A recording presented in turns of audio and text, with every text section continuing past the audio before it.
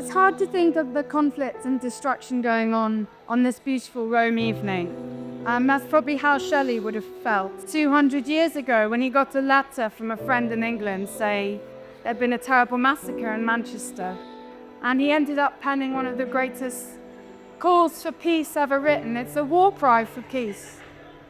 The Masque of Anarchy.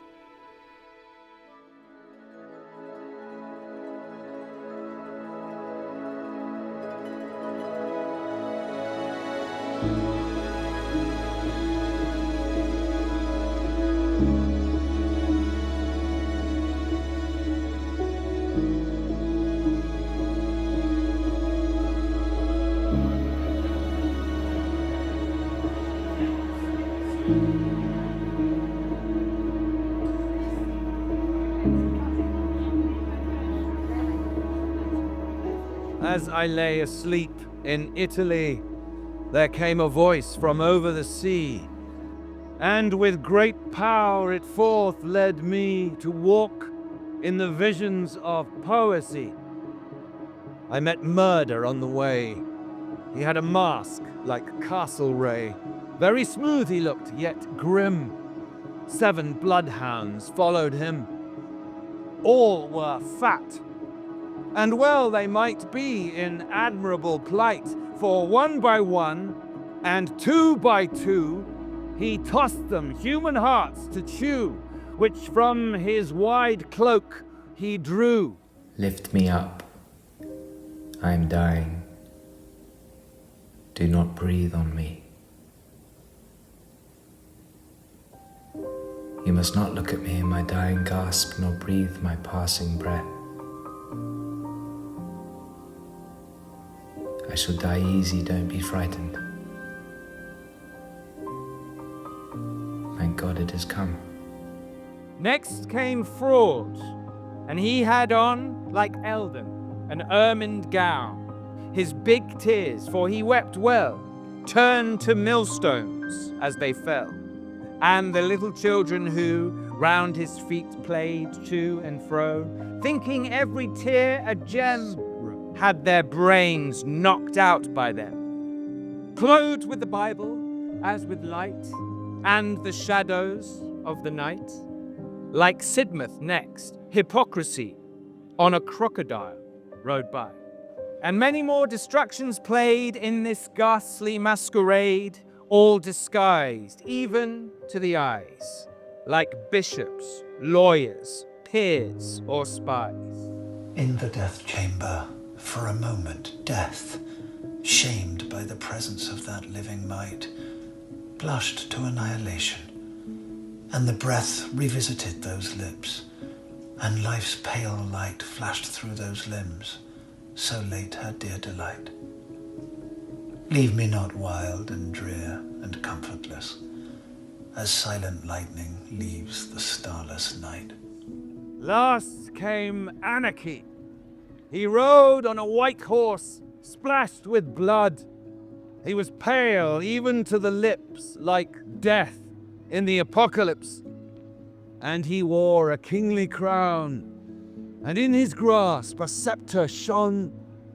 On this brow this mark I saw, I am God and King and Law. With a pace stately and fast, over English land he passed, trampling to a mire of blood the adoring multitude. And a mighty troop around with their trampling shook the ground, waving each a bloody sword for the service of their Lord. Here pause. These graves are all too young as yet to have outgrown the sorrow which consigned its charge to each. And if the seal is set here on one fountain of a mourning mind, break it not thou. Too surely shalt thou find thine own well full, if thou returnest home of tears and gall.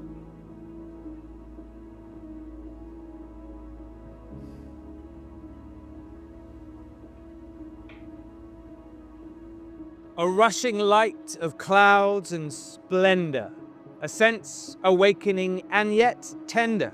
It was heard and felt And at its close, these words of joy and fear arose, as if their own indignant earth, which gave the sons of England birth, had felt their blood on her brow, and shuddering with a mother's throe, had turned every drop of blood by which her face had been bedewed to an accent unwithstood, as if her heart had cried aloud, "Men of England, heirs of glory, heroes of unwritten story, nurslings of one mighty mother, hopes of her and one another."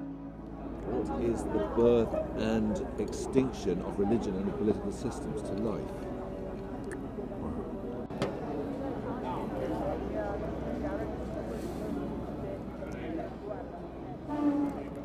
I would to heaven that I was so much clay, as I am blood, bone, marrow, passion, feeling.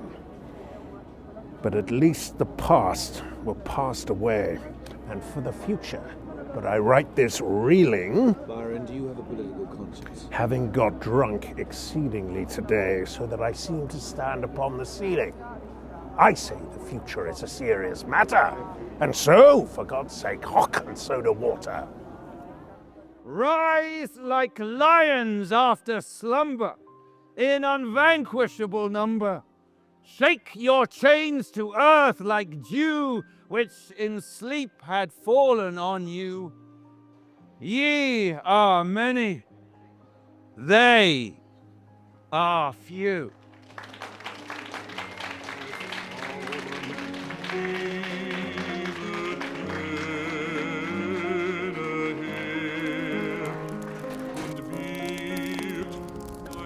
I had a dream, which was not all a dream. The bright sun was extinguished, and the stars did wander darkling in the eternal space, rayless and pathless, and the icy earth swung blind and blackening in the moonless air.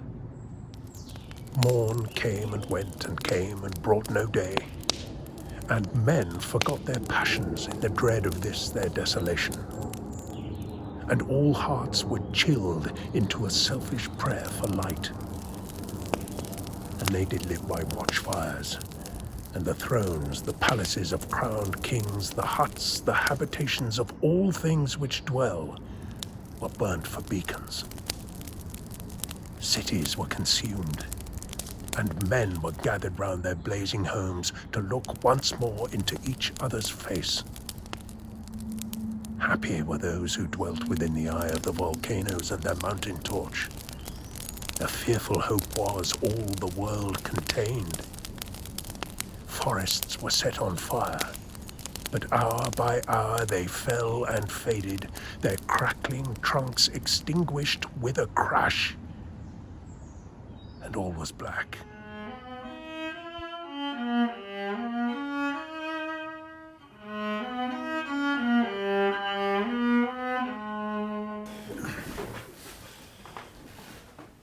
I met a traveller from an antique land who said, "Two vast and trunkless legs of stone stand in the desert. Near them, on the sand, half sunk, a shattered visage lies, whose frown and wrinkled lip and sneer of cold command tell that its sculptor well those passions read, which yet survive, stamped on these lifeless things, the hand that mocked them and the heart that fed." And on the pedestal, these words appear. But words are things, and a small drop of ink falling like dew upon a thought produces that which makes thousands, perhaps millions, think.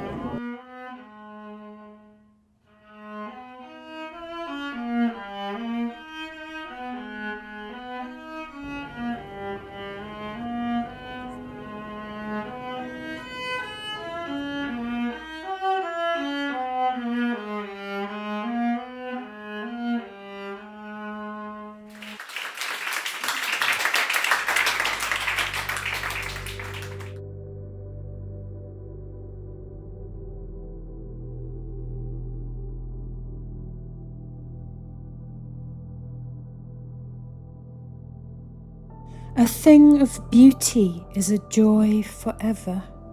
Its loveliness increases. It will never pass into nothingness, but still will keep the bower quiet for us and asleep, full of sweet dreams and health